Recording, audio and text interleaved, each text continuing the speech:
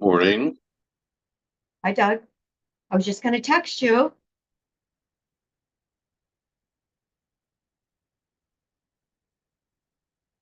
It's almost 8.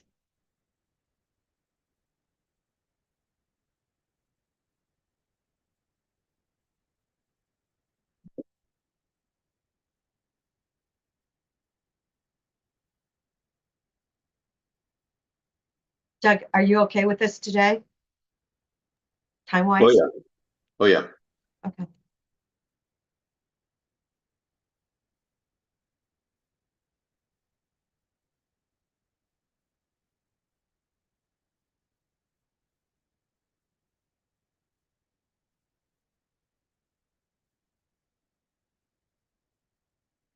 So, Chris, that was really good news. I do believe. Yep, absolutely. As soon as we find out details, we'll pass those on, but I'm waiting to hear from ODOT today, what their next step is. Okay. Yes. And I did hear this morning that Wilsonville is playing Summit. So Oh. I've got to be checking up on that. Yeah, be a good game right out of the gate. Yes. So anyway, I'll check with my cousin. I'm sure the game's over on that side of the mountain, right? They always No, I would think Summit would be hosting. Really? So they Yeah, might. they're the #1 ranked team in the state for 5A. Okay, well then I'll be checking to see if my cousin's coming over. Yeah, maybe. Who knows? All right, great. It must be 8 a.m. somewhere, right? So we should get the meeting. Thank you everyone for our big legislative meeting of the morning. Thank you, Steve Gunnels, for all of your incredible work on what we were hoping to do. Commissioner Chang, do you have any updates for the group? Nope. I'm excited to hear about the changes in Measure 110 and the just passed housing package. All right. Okay, Doug. Well, good morning, everyone. Happy Friday. Lots of snow in the mountains, which is always very good. Very happy about that. Again, Doug Riggs on behalf of the county. This has been a very busy and very good week for Deschutes County. So as Commissioner Chang just alluded to, the two major issues that we've been talking about since the beginning of the session have come to fruition. And this week, both the Measure 110, House Bill 2002 fixes, as well as the housing packages have begun to move through the floor chambers. So that signals kind of the sine die is near. I would predict that we'll be out of this place by Thursday or Friday of next week. So let me just give you a quick rundown just of a few of the projects. It's really too lengthy to list, but starting with House Bill 4002, that is the recriminalization of offenses under Measure 110. They create a new Measure U misdemeanor combined with the deflection program. As you probably know, they ask counties and public safety entities to commit to a deflection program, and as of last count, I think 23 had committed, maybe a couple more have committed in the last few days.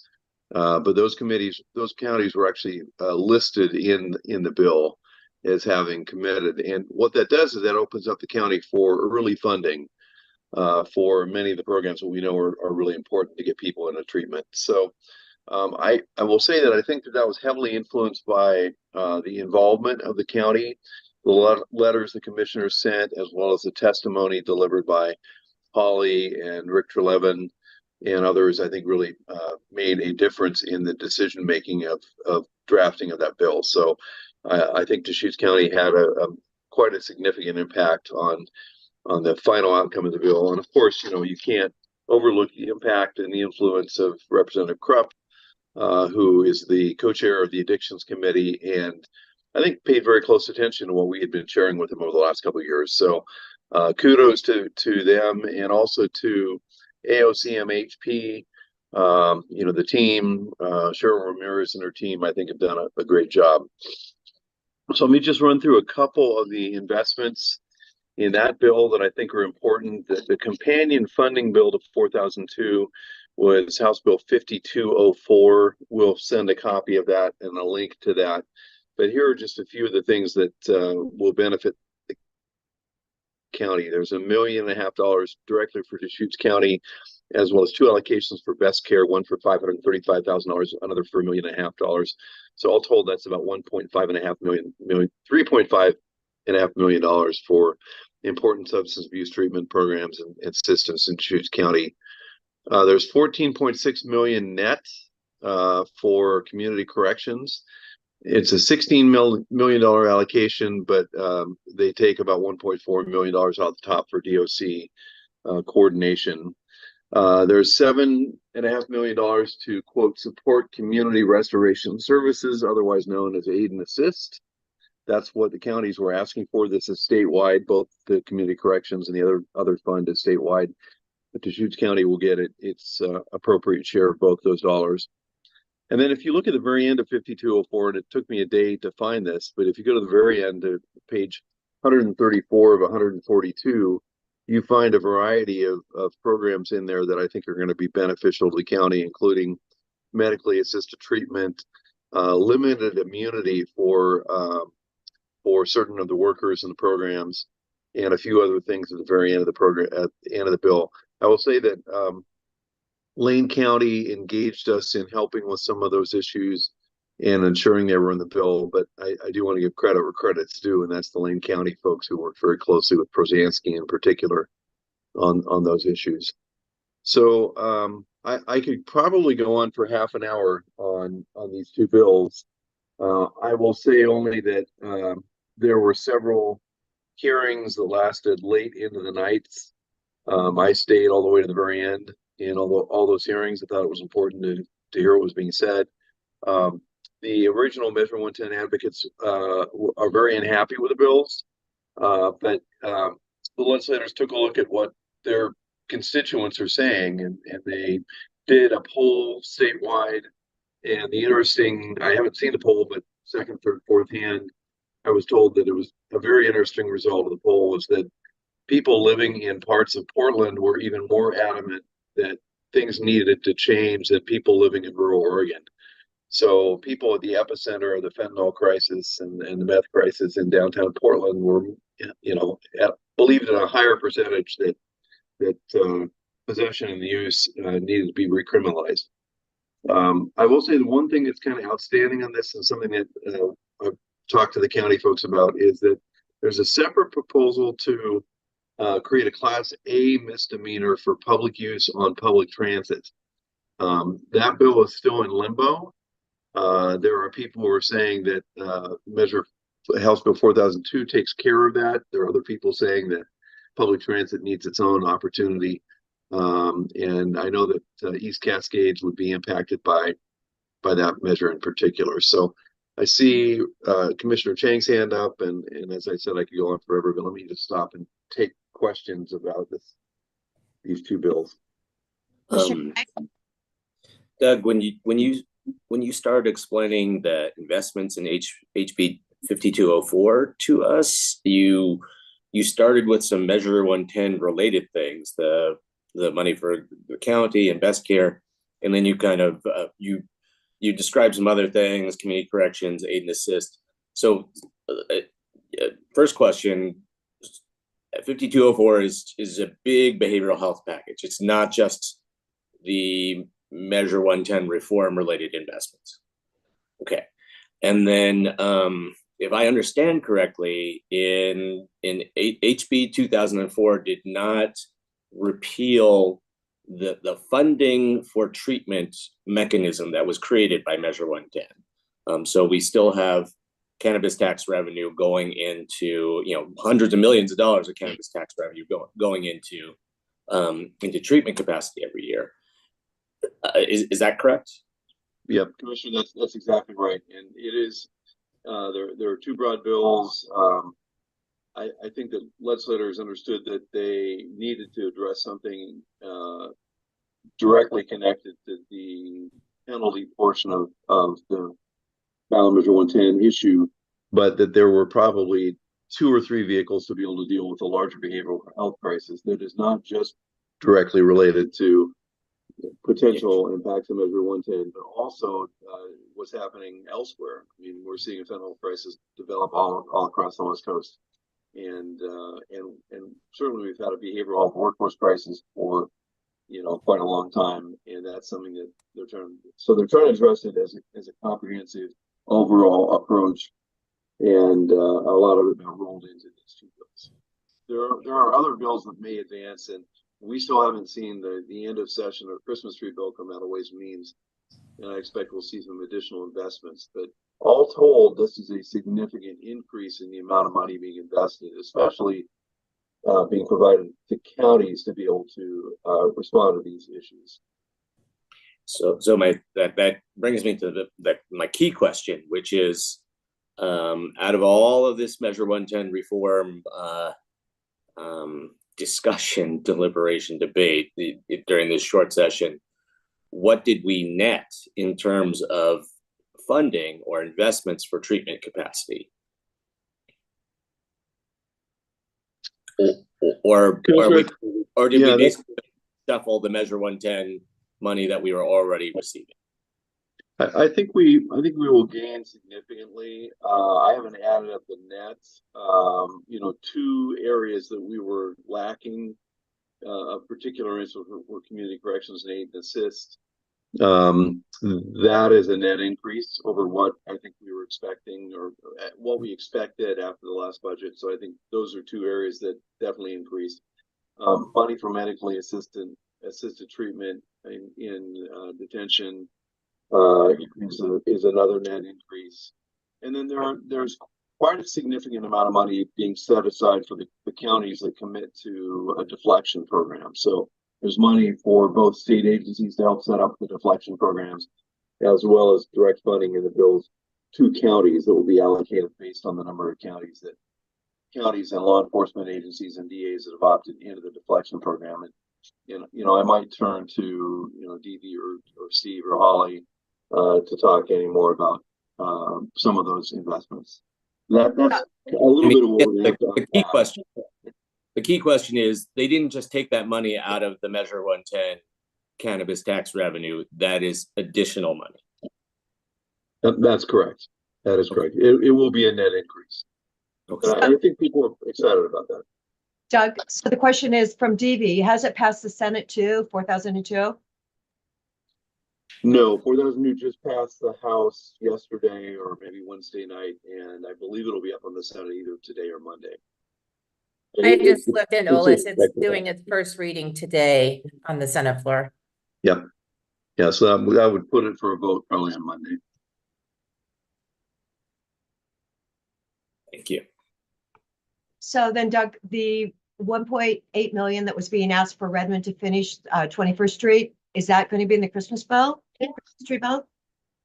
Yeah, so there are, Commissioner, I think maybe let me cover housing first, because I think that relates to that issue. And I'll tie the 2 together if that's okay.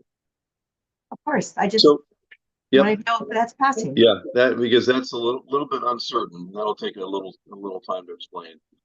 I'm not clear on what's going to happen with that either. Yeah.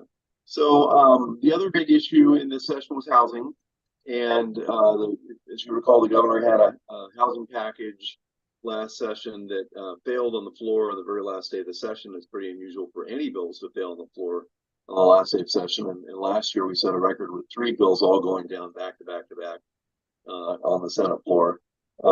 So the governor's office went back to the drawing board. I will say that the governor's office was very inclusive in discussions, came out to the governor, toured a lot of areas and talked about housing. Her staff, Matt Schabold, personally went to a lot of communities and met with folks on housing issues.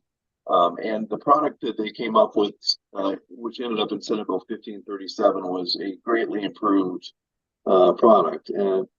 And along with the housing bill, which contains a housing accountability and production office, it includes a potential for a one-time UGB expansion, which probably won't be very helpful in Central Oregon based on some of the restrictions.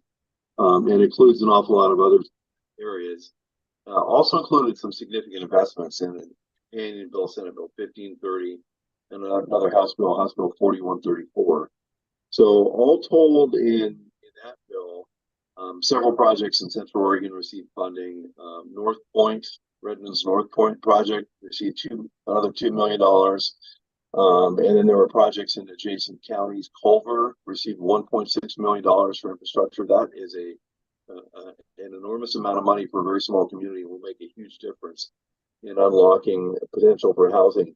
In Culver, which, with Matters growing rapidly, that's a good safety valve, and they have land in their UGB, so that's a good thing. And then Prineville also got $2 million. So you get Prineville, Matters, Culver, and Redmond all receiving money in either 1530 or 4134. So the region will receive a significant bump of about $7.8 million for housing infrastructure. That's pretty significant given the size of the communities. Now, I will say the band also applied for a significant amount of money under that funding system. I think they asked for $12 million. They did not receive any money so far, but it's possible that it could be in the end of session bill. Not quite sure why Bend was left out. I think, the Bend folks are a little confused about that as well. Although, if you look through the bills, hardly any projects received more than $3 million. Eugene asked for $20 million. He got $6 million. So it may have been that the amount of the ask was simply too high. Let me just say something just kind of overall in general, which is that the LFO process has changed dramatically in the last 4 or 5 years, and lists compiled by agencies or by organizations. For instance, the shovel-ready list of projects that AOC, MHP, and all those folks gathered for the substance abuse programs, the shovel-ready projects. That ended up being a list that was used in the legislative package. The same thing with housing. There were 2 housing lists that were developed. One, a water infrastructure list by Representative Domberg and Representative McIntyre, and another of shovel-ready immediate projects developed by Representative Elmer. Those 2 lists were incorporated almost verbatim into these bills. So I think that's something we can take forward, is the opportunity to partner with other organizations statewide. Make sure we get on larger lists is really key. Unfortunately, we in the region did that. So that's, I think, why if you look at both of these bills, there's significant state investments in our region. So the housing bills are also out of committee, off to the Senate floor. In the case of the Senate bills yesterday, the House Bill 4134 will also be off to the House floor, I think, today. And all those things will then cross over and head to the governor for signature. But fairly significant investments in our region in both of those major packages. So that gets me to Representative Patty Adair's question, which is the region through the Core 3 process and COIC put together, I thought, a fantastic proposal. I call it the 4-in-1 proposal. $1.785 million request for completion of important safety and infrastructure improvements along 21st Street, which enhances and improves 3 housing projects: Oasis Village, the RV Park, and Mountain View. And it also kind of opens up that whole area in a safe way for further development of Core 3. The LFO did not include that in the housing package, which we had requested. And they've been telling legislators that they view that as a transportation funding issue, not a housing issue, and they'll deal with transportation in 2024. Our delegation isn't very happy with that decision, and so has been working feverishly to try to get funding in the Christmas tree or the end of session bill, which we may see on Monday. So as late as almost 7 o'clock last night, I was in Representative Levy's office working with her staff and getting a hold of LFO staff and the governor and the speaker's staff to talk about that issue. So that is one of our yet to be resolved issues, Commissioner. Still working on that. We desperately need that because we are talking about Deschutes County. So, okay. All right. Commissioner Chang.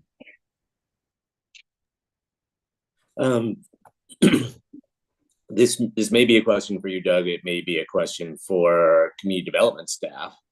But I'm curious about the UGB expansion parameters that were eventually, or the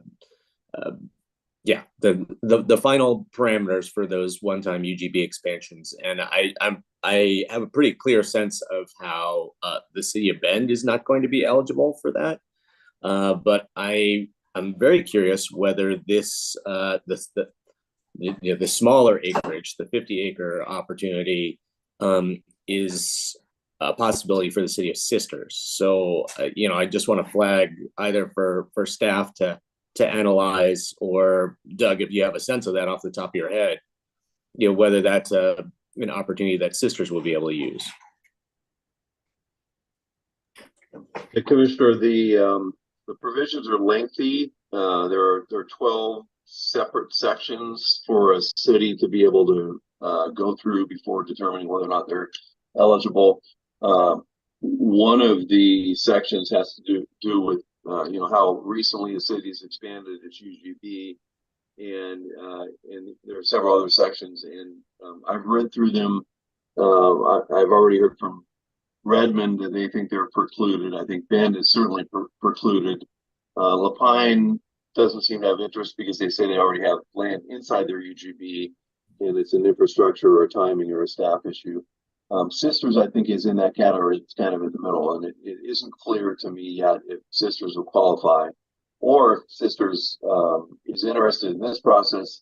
The mayor seemed to indicate that he probably plans to go through the normal land use planning process. The problem that I've heard about this section is it's very complicated. So it's, it was intended to be, okay, cities can automatically one time with 50 or 100 acres expand the UGB, period, end of sentence, as long as it isn't in resource land or prime farmland.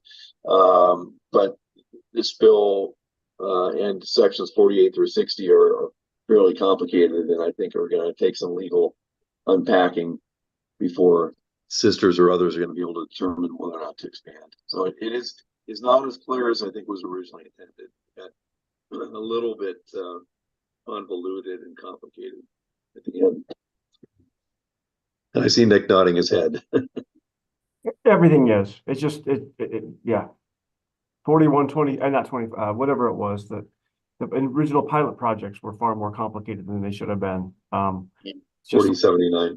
I'll reach out today to the city. Peter's off today, but I'll reach out to the city of Sisters to just gauge where they're at and what they're thinking, and then let you know. Thank you. I wouldn't expect anything less than having it complicated and convoluted, and yes, and yes. What would you expect to come out? So anyhow, let's be practical and have common sense and actually be able to expand for the need of our community, our growing community. So anyhow, are there any answers? I mean, importantly, we didn't weigh in barely at all on this housing bill. And if we wanted to see different things, we could have spent more attention on this. So I spent a lot of time talking to Representative Emerson Levy about this and how much we needed it. So no, I did. And Representative Levy is one not so senior member of the state legislature, and she can only do so much. We would need to have been talking to a lot of other people and been, ideally been weighing in, at the AOC level, on behalf of small cities everywhere in the state.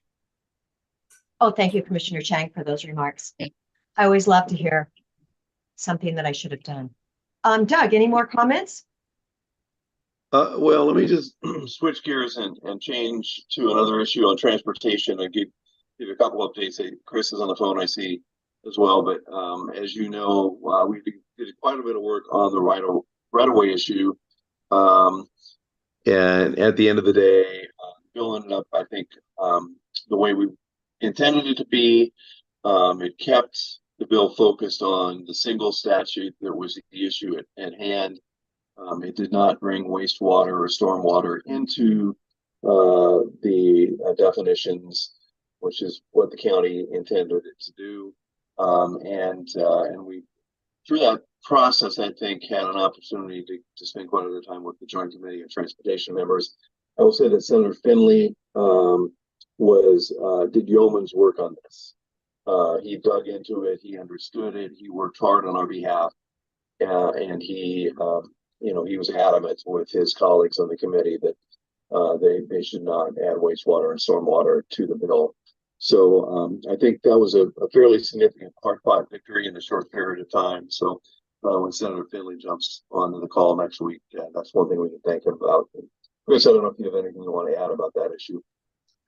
No, that's exactly what I've been hearing from AOC as well, is that Senator really stepped up. So yeah, grateful for that. And I want to thank Senator Finley because he is my senator and I can call him at 7 a.m. because he's on Idaho time. I so appreciate him, and he'll be stepping down, but he's definitely been excellent to work with, and always appreciate his efforts. Yeah, thanks, Commissioner. So other than that, transportation, I will mention, is something that I think we do need to be heavily involved in the next few months. I sat through the Joint Transportation Committee hearing last night. It's the problem with the first session is they're scheduling 5 o'clock hearings every single night. So there we were sitting there at 6:30 in the Capitol with the jackhammers going on behind us, underneath us, and around us. But one of the things they mentioned at the very end, the co-chairs are Susan McLean and Senator Chris Gorsuch from Gresham, but there's going to be a major effort to revise the way we fund transportation in this state. We've relied on the weight mile tax and the gas tax. The Oregon Truckers Association, and 3 particular companies, specific companies, have filed a lawsuit on the calculations and the way they calculate and collect weight mile taxes. The lawsuit alleges that the state has over-collected taxes on truckers to the tune of about $250 million. And I think the truckers filed that lawsuit because they're frustrated because they've been raising this allocation and issue for quite some time. And the legislature, on a bipartisan basis, acknowledged in the committee that they've known that the ratio of light vehicles to heavy vehicle tax collections has been out of whack and does not comply with the Constitution, but they haven't done anything. So that's going to have to be something that's going to be dealt with. On top of that, there's just the overall funding issue, which ODOT predicts that the gas tax revenue is rapidly going to begin to not be able to keep up with the operation and maintenance needs, let alone the expansion of capacity in certain areas. So the Joint Committee plans to have a series of roadshows. I would expect that Ben will be on the list, and I'll come back to you as soon as I know the dates and the times of those meetings. But clearly, transportation funding is going to be a huge issue in 2025, maybe one of the big issues. So it might be, again, something like the housing package, the behavioral health package, etc. That it might be a package proposal, but I would think that we'd want to be at the table and actively engaged in that discussion. So that's just a preview of what will be taking place in the next few months. As I said, just to wrap up, I think we'll be wrapped up and we'll sine die. My guess is Friday, but some people are saying it's possible by Thursday. I think on Monday we'll see that end of session bill released in the afternoon for a capital construction hearing. So Commissioner Adair will see if 21st Street's in there or not. And that'll take about 3 days to get through both chambers, along with a few odds and ends that have not yet gone over the finish line. And I think it'll be done by next Friday. So stay tuned. Great. Thank you so much, Doug. I noticed there are still a couple highlighted bills from Human Resources. Kathleen, do you want to, House Bill 4045, it said informational. Is that one? What is the status of that bill? Do we know? So my understanding is that was still in committee. I don't know if we have a more updated update on that, but it's informational.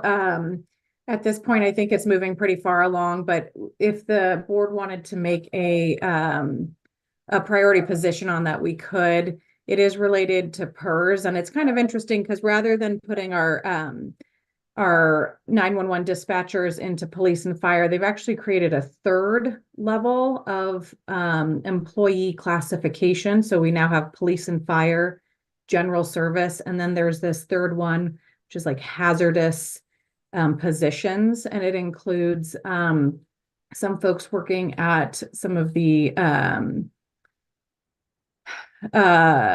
hospitals in Salem, at the around behavioral health, and then also the telecommunicators.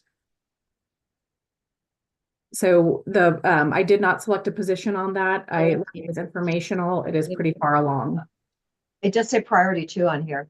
And just so that we could bring it up to the board if we wanted to take a different position on that. Do we Yeah, know? let me just jump in, Commissioner. Passed 23-0 with one absence in the Ways and Means Committee Wednesday night, and we'll be on the House floor. I think it's scheduled for the House floor tomorrow, or not tomorrow, but that would be Monday. And LOC, and I know LOC was involved in the discussions on this bill, ended up, I think, in a neutral position, but kind of a neutral, leaning towards support. I don't remember seeing what AOC did on this bill. I'll have to check on that.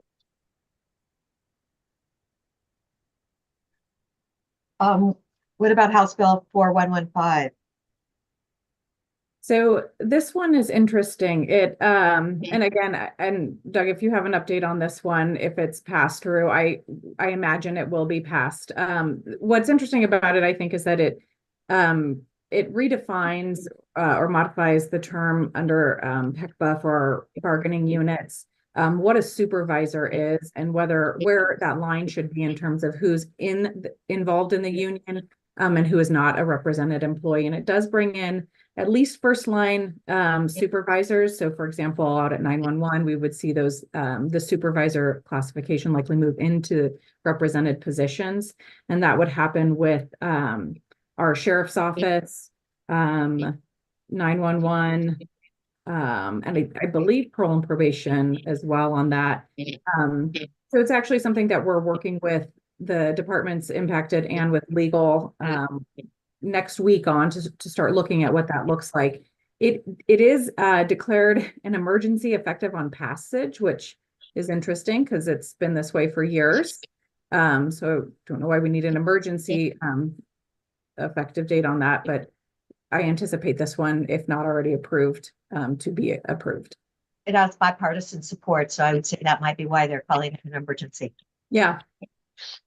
Yeah, and I'd add, it passed 5-0, as I recall, out of the Senate committee, and has the support of the Coalition of Oregon Chiefs of Police and the Oregon Sheriff's Association, as well as unions. So this was something I know also that AOC and LOC were consulted on and lobbied on. So far, it looks like it has the support of all the organizations, or neutrality at least.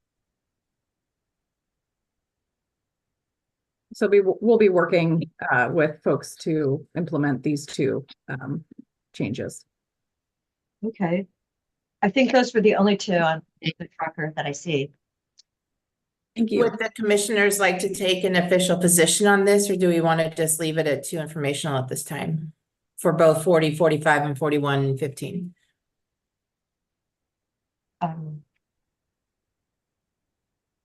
Since there's only 2 of us here today, I'm happy in leaving it with the 2, just informational. I think we've already voted with AOC on these, so I think our voices have been heard there.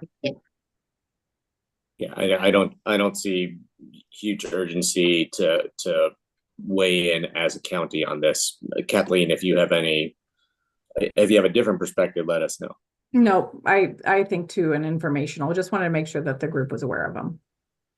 Thank you. Yeah. All right. Any other hands raised? So Commissioner, there's one other bill under natural resources on page 16. I think we briefly talked about it at the end of the meeting last week with Kevin, but we ran out of little time on there. So I don't know if we want to discuss that again, but it's House Bill 4016. Yes. Kevin, what would you like to say about this one? Yeah, good morning. Yeah, House Bill 4016, it seems like it's moving along fairly well. This is a basically a technical fix to the Senate Bill 80 last year for the prescribed fire pilot program. So it adds some language to that. One of the things it does is it adds some liability authority for cultural burning and allows the state forester to conduct prescribed fire, and then also adds liability for rangeland protection associations. One thing it also does is it defines how liability claims would be, how you would receive liability claims. There's a $5 million fund, and you could claim up to $1 million. And I think that if there even is a process if you needed to claim beyond that as well. And then it also adds an extension for the State Fire Marshal Home Hardening Program. Seems to be moving along fairly well. I think it's moved to the Senate floor at this point. My only sticking point, at which I talked about last time, is just the nature of the Oregon Department of Forestry and how they provide protection. There would be areas in Oregon and even in Central Oregon that would not be covered under liability to conduct prescribed fire. I don't know if that's anything we could really fix in an immediate action, but that is just one flaw, I guess, with the bill. But I do support the bill, and it seems to have good support. Thank you. Thank you, Kevin. Doug, is there any update you have for that House Bill 4016? No, passed the House floor, as I recall, pretty overwhelmingly. It is, as mentioned, moving to the Senate. I expect it to pass there. I think that as I remember reading the bill, there's a 25 or $30 million pot of money in there for resiliency and hardening for regions. I can't remember exactly how that's allocated, but that's something that I think would probably be helpful for property owners here in Central Oregon.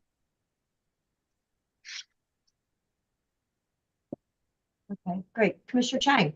While we're on natural resources and we've got Kevin and Doug spooled up, can I ask where that 1511 bill is that in the process at this point?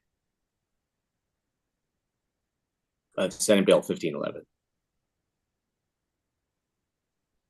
I don't have any further information on that. Doug, do you have any more information? Yeah, this has been a point of contention, Commissioner. It's a Ways and Means. It has not been scheduled for a hearing. We just double check on that. Not scheduled for a hearing, and this is, I would say, caused some consternation between the sponsor of the bill, our good senator from the southern part of Oregon, and the co-chair of the Ways and Means Committee. I don't know if this has anything to do with it, but the chair of the Senate Natural Resources Committee has jumped into the same statewide treasurer's race that the chair of the Ways and Means Committee is now in as well. And that this may be one of the issues. So I'll leave it at that. So it's stuck in Senator Steiner's committee. Correct. It has not been scheduled for a work session. And at this point, I believe as of last night, all the subcommittees, except for Capital Construction Subcommittee, have been closed. So it would seem that the opportunity for this bill to move have evaporated. So at this point, Ed. I think that's correct. I mean, it is possible there are a number of things that could be taken from a bill and inserted into the end of session budget. But this includes, quite a bit of policy. So I think it would be difficult to do that. So I'm assuming that this bill will not move forward. No, that's really unfortunate. We really need that technical assistance for neighborhoods, and then we really need the insurance industry to be giving people credit for that work. Okay, thank you. Okay. Any other updates from our group? Yes, Commissioner, we had one more request that came in last night from AOC, and maybe Doug can talk about it a little bit further, but it's 4056-3. This is the foreclosure bill. I believe Christy sent in a letter. I think it came from Christy a couple weeks ago. But we've had a very specific request, which Doug knows a little bit more on. So I'll give it to Doug, turn it back over to Doug to talk about whether or not the recommendations on signing that letter. Yeah, this is the letter dealing with allocation of surplus foreclosed revenues after sale of a property. It's complicated. It's related to court cases. As Jen mentioned, we weighed in with a letter on February 16th, which we circulated.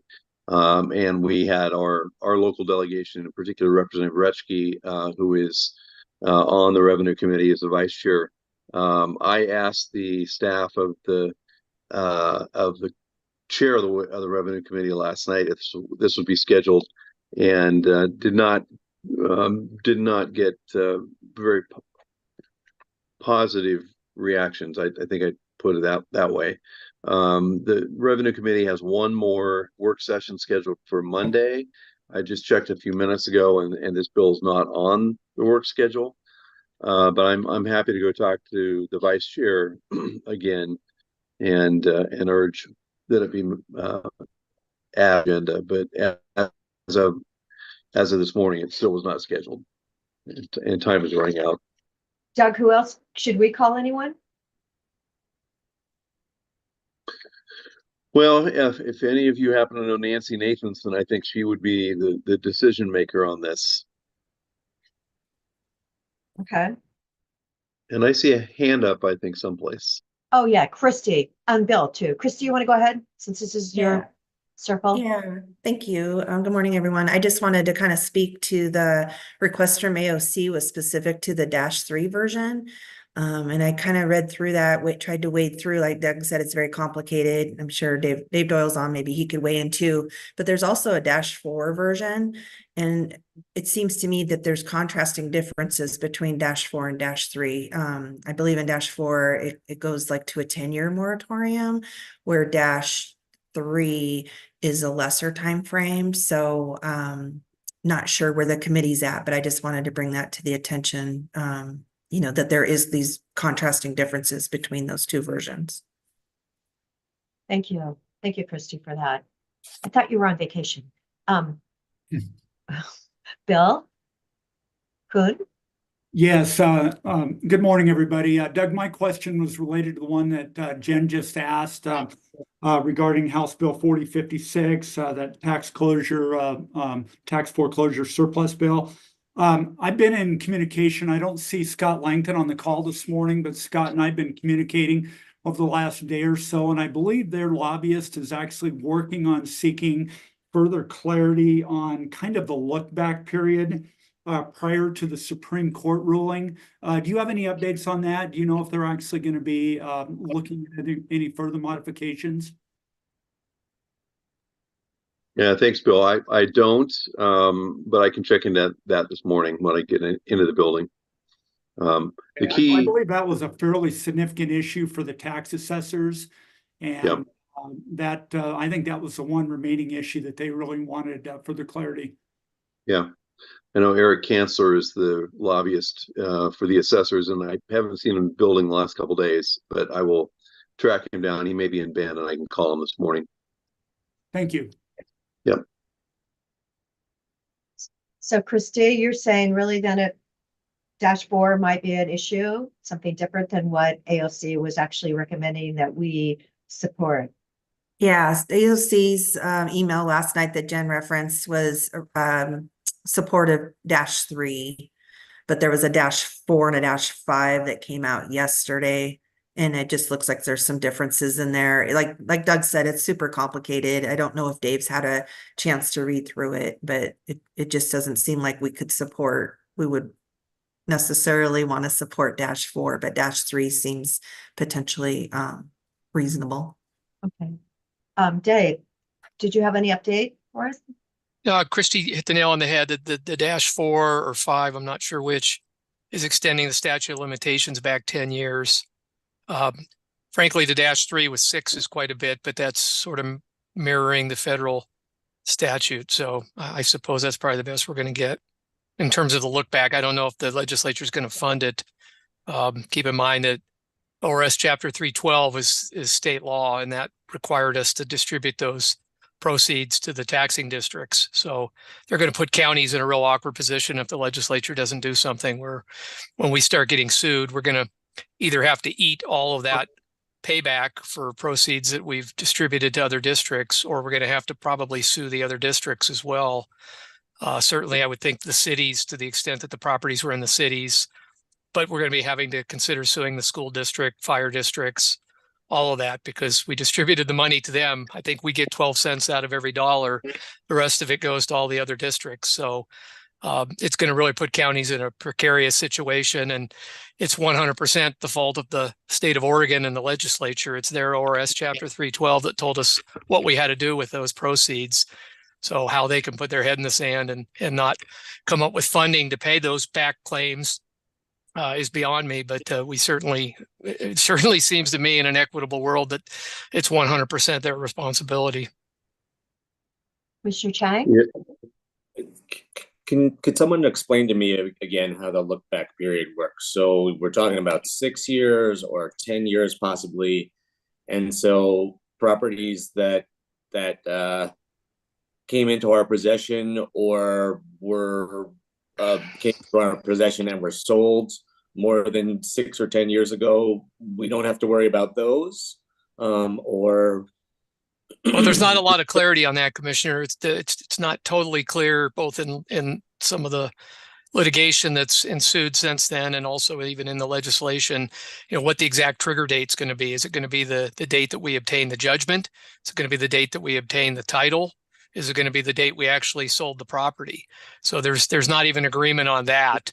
But in any event, I mean, the look back is just that. It's a 6 or 10 year look back. So in all likelihood, most of the properties that we would have obtained proceeds from, whatever that trigger date may have been, if you're going back 6, or as the trial lawyers want 10 years back, those dollars are gone. We don't have those dollars. Now, we may have a few of those properties down in South County where we have a pretty sizable inventory of all those counties that are in the high groundwater area. But other than that, the rest of them have been long since sold, and those proceeds distributed to all the taxing districts. So if all of a sudden we're the party getting sued and we have to pay that, I'm not sure where we're going to get the money to pay it if the state doesn't have a pool.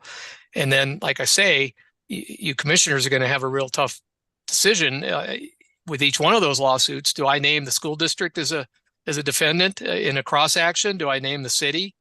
Do I name the fire district? Because they obtained the lion's share of the dollars, not us. We get, I think, 12 cents out of a dollar. They get the other 88 cents. So anyway, that's in a nutshell, a very simplistic view of it. It is extremely complex, and there's all types of arguments being made now, in the federal cases that are pending. And I think there's 1 or 2 state court cases pending right now as well. So it's going to be a mess for a long time to come. And I think the legislature is doing what DOJ did last fall, which is just hide and run from it and say it's a county problem. You guys figure it out. But it's got to come. Well, I mean, since this is being driven by Supreme Court decisions, I mean, is there ultimately we're going to have to come up with a framework that the Supreme Court or the federal courts will be satisfied with, right? I mean, so does that does precedents from other states or the way that other states structure their programs, does that give us any guidance? I mean, certainly moving forward, it can be, I think, somewhat helpful, but I think the real devil is in that look back, and because Oregon had been doing this for so long, and how far back in time do we have to go? Do we have to notify people hey, 7 years ago when we foreclosed on your property and we took title and then we sold it and we paid the taxing districts the excess proceeds. In theory, you were entitled to that. So do you want it back? And I'm assuming most people, when you tap them on the shoulder and say, hey, would you like some money back, generally say yes. So again, how do we calculate the value? There's all kind of issues. You know, the property may have appreciated 30% while it was in our possession. Do they get the value of that appreciation, or do they get the value that it was on the day we took it over? We may have had to do all kind of improvements to the property. It might have been, you know, really a mess, both the dwelling, if there was a dwelling, and the property. And we may have gone in and while we can recoup the hard out of pocket costs for that, that's clear. What about the appreciation that came as a result of that? Who gets the benefit of that? Does the person who lost it in foreclosure?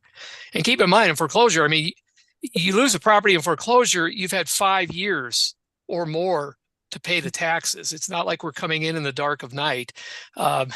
You've had half a decade. And if you know, which again, that's some of the arguments that are being made. The case out of Minnesota didn't have a foreclosure window like that. In Oregon, if you lose your property to tax foreclosure, you had half a decade to try to avoid that occurring. You know, I'm sorry, that's a long time, half a decade. And so to say that, you know, they weren't aware of rights that they had, I think is a little bit of an exaggeration. The case out of Minnesota had a much tighter timeline, and some of the other cases had tighter timelines as well. So the whole thing's a mess. There really isn't an easy answer, Commissioner. Thank you. Christy, you have your hand up still? Yeah, I just wanted to add one thing I had mentioned in a previous Friday meeting, that this fix in the short session is just sort of, we're calling it sort of a tourniquet fix, and that in the long session next year, there's supposed to be a greater rewrite of ORS that covers, you know, this topic. So I just wanted to remind the commissioners of that. Thank you, Christy. Doug?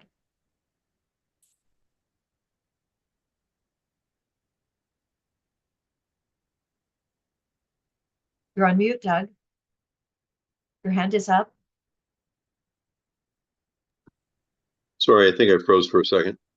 Just wanted to add that this is a very complicated issue that the Revenue Committee has been struggling with. They've had 2 informational meetings, so a hearing and 2 informational meetings on this. I don't think legislators themselves fully understand the issue yet. Now, it's still possible it could be added to the agenda. At this point, it looks a little bit bleak. But they have spent quite a bit of time on this, and they've had a variety of witnesses, and they've had quite a bit of discussion among themselves. I was in the first informational hearing. I was in a separate hearing yesterday, so I don't know what was said at yesterday's, but we'll go back and watch it this weekend to see.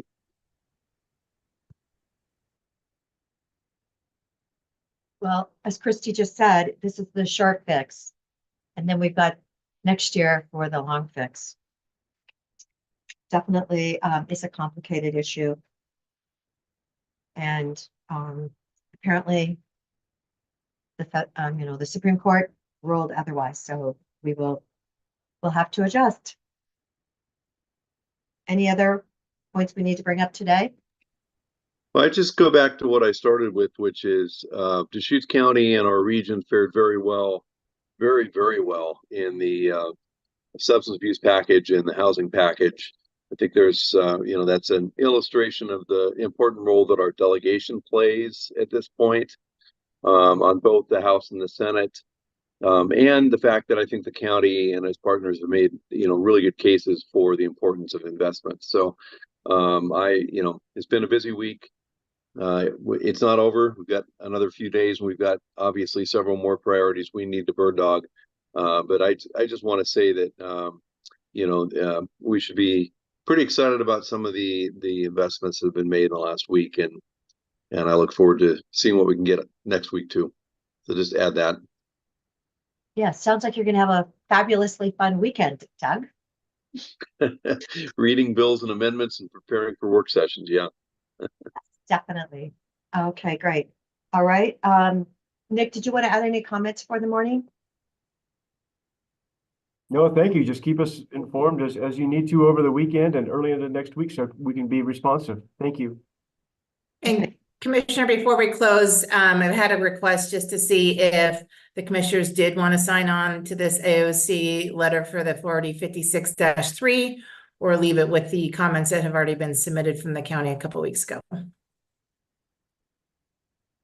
Oh, I would be happy to add to send it on if that's going to make a difference. Sending it to what? Nathanson? Is currently, what is it, Warner Recipe? It's the vice chair? Correct. Yep. Definitely. Okay, so I will format it for our letterhead. I'll add Commissioner Adair's signature to that. Commissioner Chang, would you like your signature on there as well? Yep. Okay. Okay, great. I'll route that for later today. Thank you. Thank you, Jen. It's 6-year. That sounds appropriate at this moment in time. Okay, guys. Mr. DA Gunnels, is there anything you want to add this morning? Going to make the meeting longer if I talk a lot. I'm just very pleased with the responsiveness of our legislative delegation to the concerns that the people on this Zoom call have expressed to them about, in particular, about the Measure 110 fix. You know, there's been a lot of cross pressures on the legislators, and they really listened to what the professionals and also what their constituents said about the current state of public safety in Oregon, and I think they really improved public safety with the current version that's I believe coming out of the legislature. Thank you. I appreciate hearing the words improving public safety. So with those those momentous words, everyone, you're getting, what is it, 4 minutes back, 5 minutes back to your morning. So enjoy the weekend and Merry Christmas. Oh, bye.